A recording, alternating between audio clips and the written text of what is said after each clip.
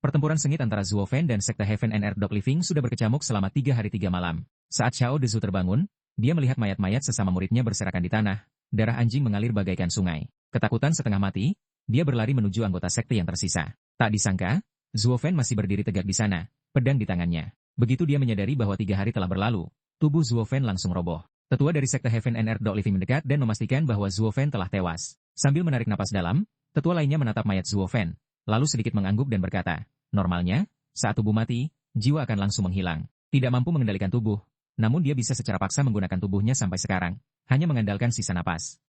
Kehendaknya benar-benar terlalu kuat. Meskipun dia adalah kultivator iblis, dia juga seorang sosok heroik. Pikirannya benar-benar tak terbayangkan. Ini benar-benar makhluk mengerikan yang menentang langit. Dengan mata penuh kengerian, tetua ketiga perlahan melangkah maju, menatap Zuo Fan yang terbaring di tanah, niat membunuh telanjang terungkap di matanya. Dia berkata, jangan lupa, jiwanya terluka parah di satu sisi. Dan di sisi lain, dia mengendalikan tubuh yang lumpuh ini untuk melawan kita selama 3 hari 3 malam.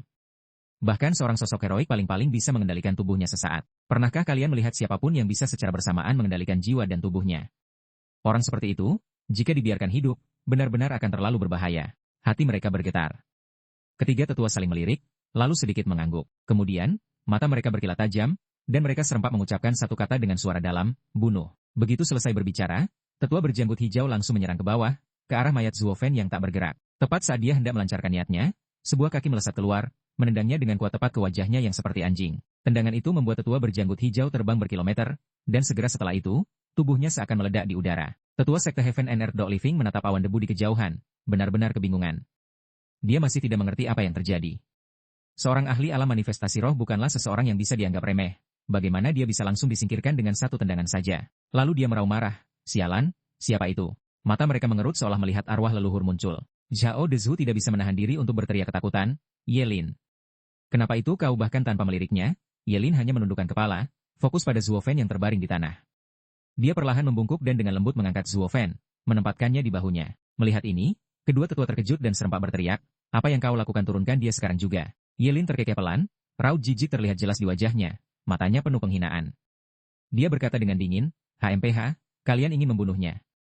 Kalian tidak pantas. Alis tetua sedikit berkerut, ekspresinya berangsur-angsur menjadi gelap, raut keseriusan jelas terlihat di matanya. Meskipun mereka tidak pernah secara langsung memasuki Twin Dragon Gathering, menurut informasi yang Xiao Dezu laporkan, mereka mengerti dengan jelas di dalam hati mereka. Yelin, sosok peringkat kedua dari Twin Dragon Gathering, adalah keberadaan yang sangat sulit dihadapi, hampir setara dengan Zuo Fan, dan bahkan kadang-kadang menekan Zuo Fan. Zuo Fan sendirian telah menyebabkan mereka kehabisan tenaga secara tragis. Jika Yelin bergabung dalam pertempuran melawan mereka, jujur saja, mereka sama sekali tidak punya kepercayaan diri. Namun, jika mereka membiarkan Zuo Fan pergi begitu saja dan membiarkannya selamat, mereka sama sekali tidak akan mau. Bagaimanapun, mereka telah membayar harga yang terlalu besar. Jika pada akhirnya mereka kembali tanpa jasa, mereka benar-benar tidak akan punya muka untuk kembali ke sekte. Pada saat ini, seorang tetua dengan senjata roh di tangan melangkah maju, suaranya mengandung nasihat sekaligus peringatan. Dia berkata, sekte Taiking dan sekte Heaven and Earth Riteusnes sama-sama sekte ortodoks besar, hubungan mereka bagai anggota tubuh. Orang tua ini sudah lama mendengar nama besar Yelin. Orang ini awalnya adalah pilar masa depan jalur kebenaran. Mengapa dia jatuh begitu jauh hari ini, ingin menyelamatkan bocah iblis ini? Kalian harus tahu bahwa jika dia tidak disingkirkan, di masa depan, itu akan menjadi bencana besar, baik bagi semua sekte ortodoks maupun bagi setiap individu di sini. Gelar orang nomor 1 di negara barat, apakah kalian benar-benar ingin menyerahkannya kepada kultivator iblis gila itu? Hehehe, hari ini sekte Heaven and Earth Riteusnes kita telah melangkah maju untuk menghadapinya, melenyapkan kejahatan dan melindungi kebenaran, yang juga bisa dianggap melindungi kehormatan jalur kebenaran di negara barat. Orang luar hanya akan melihat kita bergerak untuk melenyapkannya, lalu pergi. Tidak ada yang akan mengutuk kita, hanya mengatakan bahwa orang ini iri pada bakat dan ingin melenyapkan saingan yang tangguh, tanpa mengotori tangannya sendiri, dan juga mendapatkan reputasi. Ini seperti membunuh 2 burung dengan 1 batu. Tetua itu berbicara dengan sangat lancar, dengan alasan yang mulia dan sedikit sentuhan hiasan untuk ketenaran, tanpa menodai citranya sendiri. Berpikir bahwa Yelin mungkin juga akan setuju setelah mendengarnya, dia diam-diam merasa senang. Namun sebelum dia selesai berbicara, raungan keras tiba-tiba terdengar, langsung memotong perkataannya, tutup mulutmu. Tetua itu tidak bisa menahan diri untuk tertegun. Memutar kepalanya, dia melihat wajah muram Yelin, matanya menyapu semua orang, wajahnya penuh amarah. Dia berkata, kalah kalau kalah, menang kalau menang. Kapan aku, Yelin, pernah perlu menggunakan trik kotor seperti itu untuk melenyapkan lawan kau mencemari reputasi keturunan binatang suciku? Apa-apaan keturunan binatang suci itu? Apa hati mereka bergetar? Semua orang saling melirik, wajah mereka dipenuhi keraguan ekstrim. Mereka benar-benar gagal memahami apa sebenarnya keturunan binatang suci itu. Melihat ekspresi ragu semua orang, Ye Lin mencibir, lalu memalingkan kepalanya menatap Zhuo Fan. Dia meletakkan tangannya di bahu sang protagonis, lalu menghela napas dan berkata, HMPH, sekumpulan manusia fana yang keji dan tak tahu malu. Membicarakan hal-hal ini dengan kalian sungguh seperti memainkan musik untuk telinga sapi.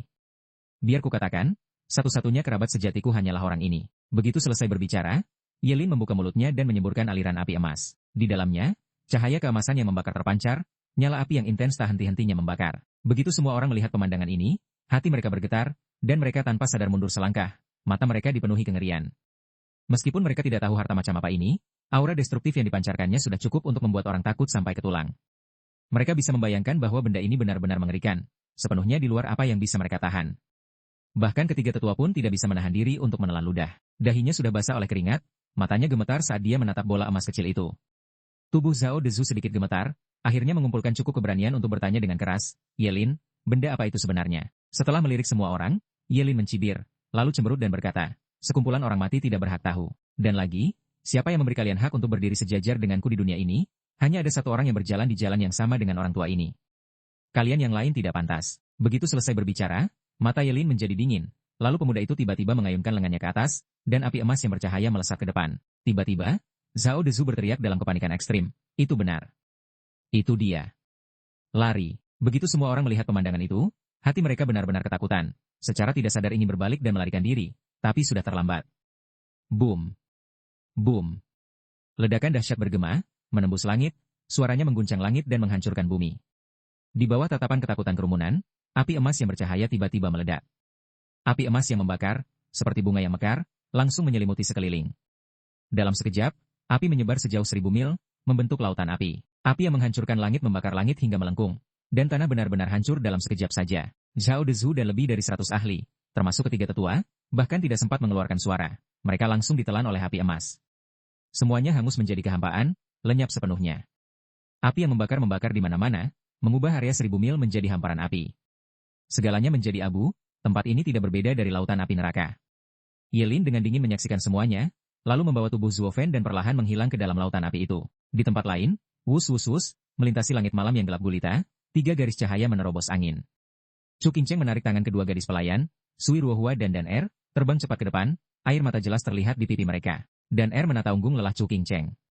Dia merenung sejenak, lalu menyarankan, Kakak Qingcheng, ini sudah 3 hari 3 malam. Mereka mungkin tidak akan mengejar kita lagi. Mari kita berhenti dan istirahat sebentar. Sui Ruohua berhenti, lalu mengangguk dan menasihati, itu benar, Qingcheng. Jika kau terus seperti ini, itu akan membahayakan tubuhmu. Bagaimana kalau kita berhenti sebentar dan beristirahat? Siapa tahu, mungkin jika kita menunda sedikit saja, Zhuo Fan sudah akan menyusul. Tidak. Ini adalah kesempatan untuk bertahan hidup yang Zhuo Fan pertaruhkan nyawanya untuk kita. Bagaimana kita bisa mengecewakannya saat dia berbicara? Chu Qingcheng dengan lembut membuka tangannya, memisahkan kedua wanita itu. Dia menggigit bibirnya erat-erat, matanya merah, namun tetap berkata dengan tegas, sebelum mencapai Twin Dragon Manor, kita sama sekali tidak boleh berhenti, bahkan untuk sesaat pun. Suara Chu Qingcheng sangatlah tegas. Kedua wanita itu saling memandang, dengan pasrah menggelengkan kepala, lalu menghela napas. Boom. Boom. Tepat pada saat ini, dari dalam pegunungan yang jauh, gelombang api yang mengguncang langit tiba-tiba meletus. Dalam sekejap, cahaya api menyebar sejauh 1000 mil, momentumnya sangatlah dahsyat. Gelombang api yang membakar itu melonjak ke segala arah, menyelimuti seluruh hutan di 8 penjuru, membakar habis semuanya hingga rata dengan tanah. Chu Qingcheng dan kedua gadis pelayan yang terbang di udara juga terkena gelombang panas ini. Tubuh mereka bergetar, bergoyang hebat. Ketiganya berhenti serempak, menatap ke belakang mereka. Dari kejauhan, ketiganya benar-benar tertegun dan terpana. Mereka hanya melihat lautan api di kejauhan, terlihat seperti neraka itu sendiri, di mana makhluk apapun akan musnah.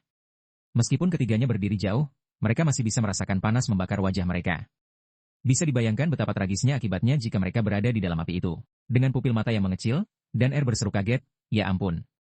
Apa yang terjadi di sana? Mengapa ada kobaran api sebesar itu?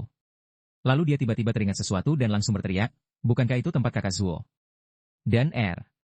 Tapi sebelum dia selesai berbicara, Sui Ruohua berteriak keras, melotot tajam padanya, lalu mengedipkan mata, memberi isyarat padanya. Dengan ragu, Dan Er kemudian melihat Chu Qingcheng menatap kobaran api yang membumbung tinggi.